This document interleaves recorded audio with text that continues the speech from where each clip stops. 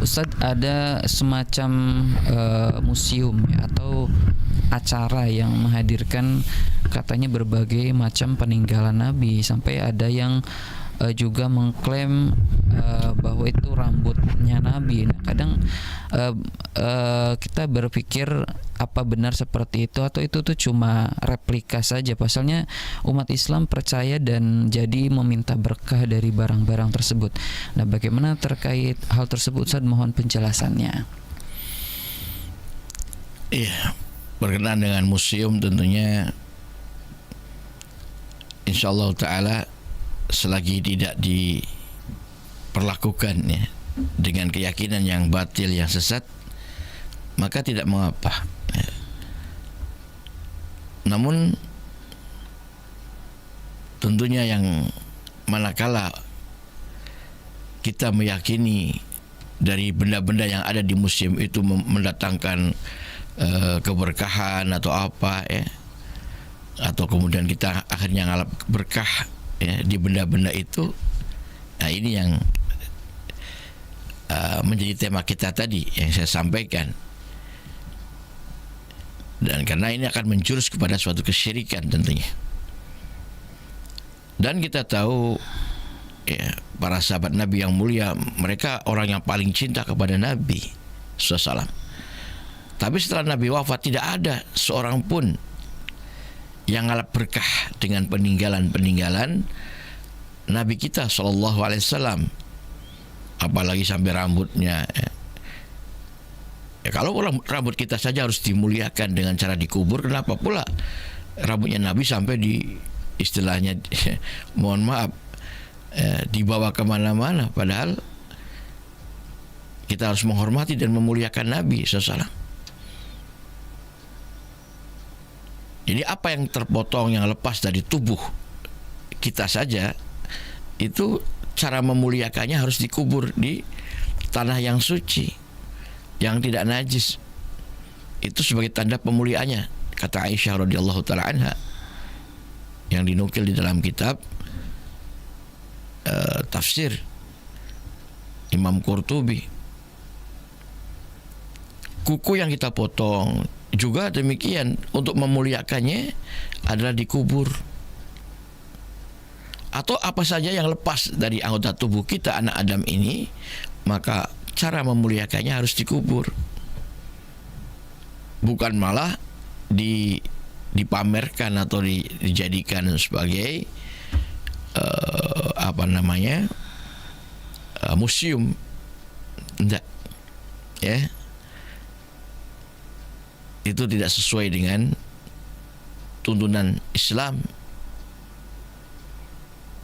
Lalu bagaimana misalnya bekas minumnya Nabi SAW, misalnya gelasnya atau mangkoknya atau apalah, atau rumahnya barangkali. Tidak ada seorang sahabat pun yang memperlakukan perbuatan seperti itu, bertabaruk ngalap berkah dengan benda-benda peninggalan Nabi kita SAW. Nggak ada.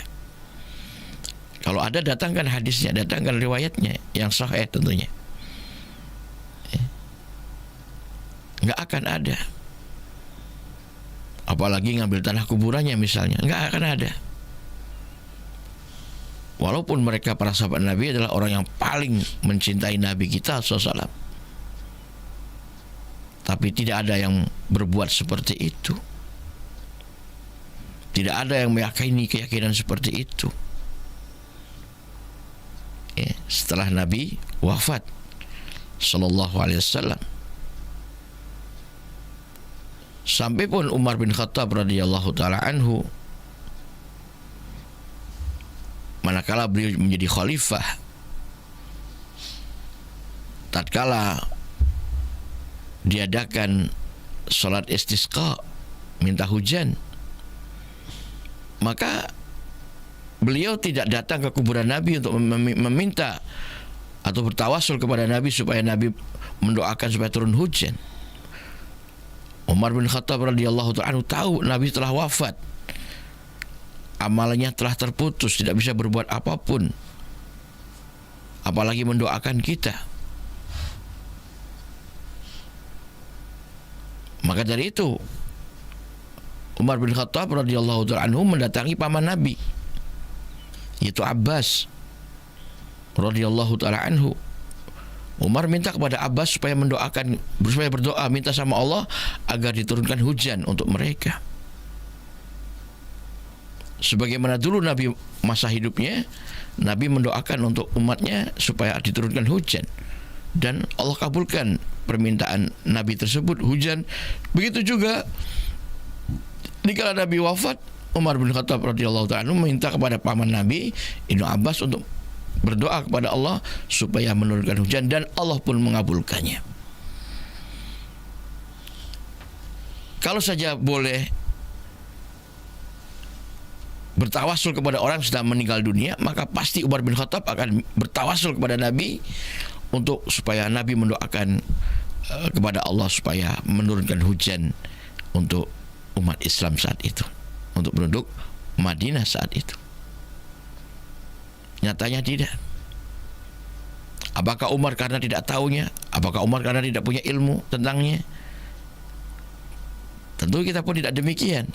Para sahabat pasti lebih tahu, lebih berilmu daripada kita, lebih mengerti, lebih faham daripada kita tentang syariat Islam. Dan para sahabat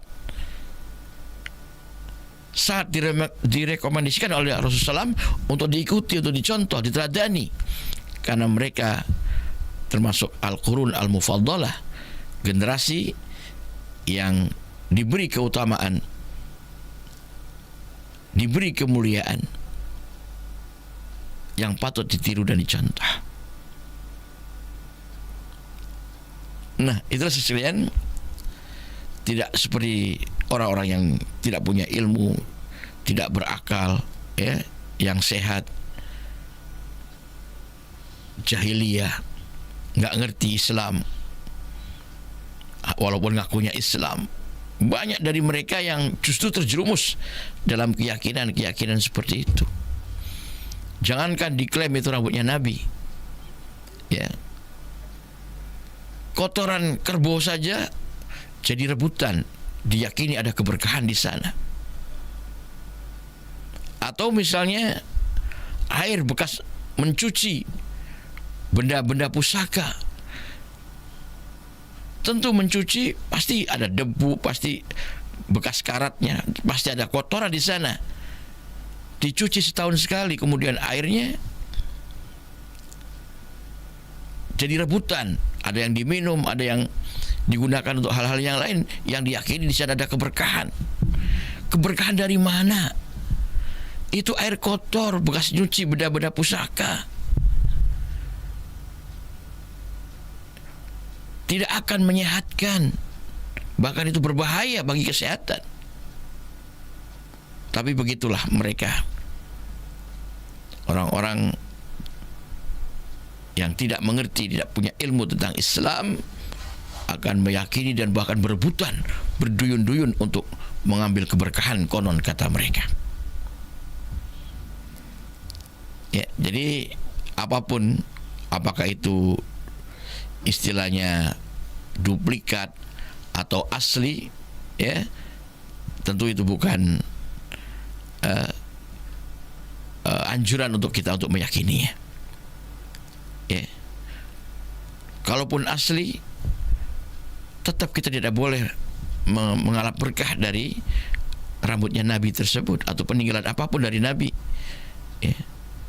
Kalaupun asli, apalagi kalau hanya klaim, ya, klaim semata, maka selamatkan akidah kita, selamatkan akidah umat Islam, jangan sampai terjerumus kepada tradisi dan ajaran nenek moyang terdahulu yang sesat, yang syirik, yang menyimpang dari tuntunan syariat. Demikian, wallahu ta'ala.